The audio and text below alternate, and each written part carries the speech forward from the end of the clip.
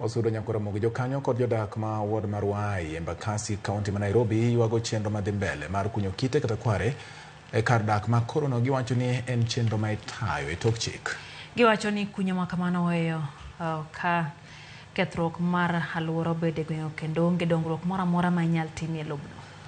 Rawere ma aya alworano osebedo gi ywaruok gi jokuny kitego, ywaruok ma osekelo hinyruok ne jodak ariyo makono. Higa mokalo kuonde kunyo kite duto e kar dak Manjiru nolor, to kata kamano pod gidhi nyime gi kunyo kitego. Gino ma osedino dundu mag minyaga ma koro olore aora ma Nairobi.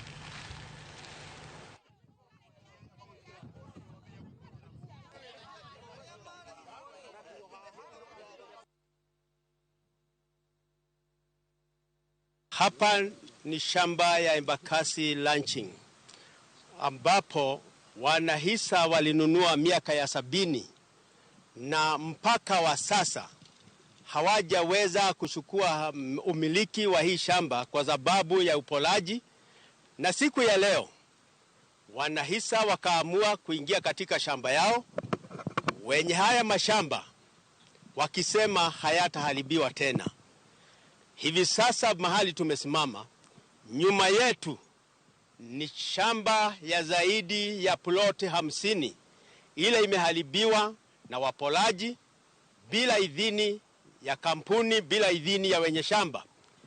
Na kuanzia sasa hivi tunataka kuandikisha mashtaka dhidi ya wale wanaharibu mashamba ya watu, kuharibu environment yetu kwa kuchimbua mawe, kuchimbua mashimo bila kuzingatia shamba ni ya kina nani. Na tungeuliza NEMA itusaidie kufunga hii maneno ya mambo ya hii. Sababu tukienda wanatuambia hata muende kwa DCI, hata muende kwa nani, hakuna kitu kitafanyika.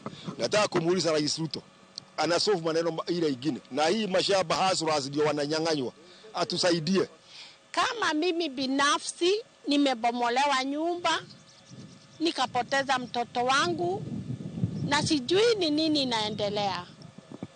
Tunaomba tafadhali Rais na naibu wa rais, tunakuomba tafadhali tusikie, uchukue